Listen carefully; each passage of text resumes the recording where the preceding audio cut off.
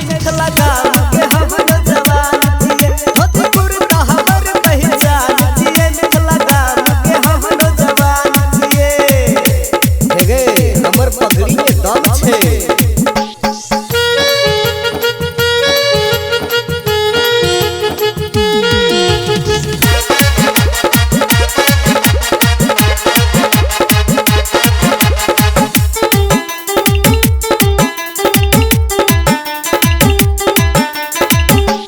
पगड़ी में हमर जान छे धोती कुर्ता में हमर परान छे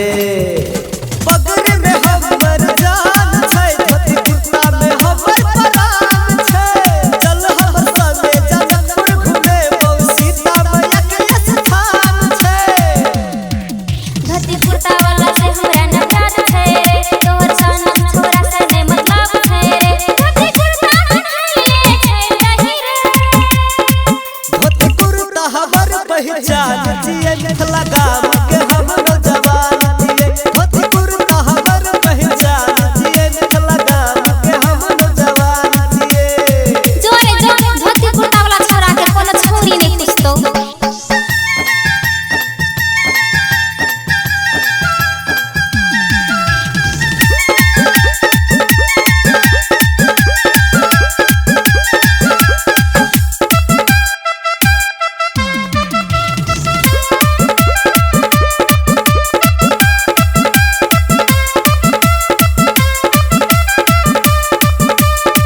हम मिथिला मधेश के बेटा जिए दूध दही मखान खेले जिए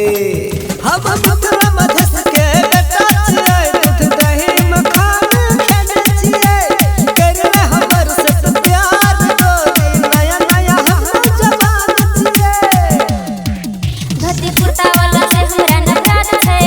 तोहर सन छोरा से ने मतलब छे रे धोती कुर्ता पहनले छे नहीं रे धोती कुर्ता हमर पहचान जिए मिथिला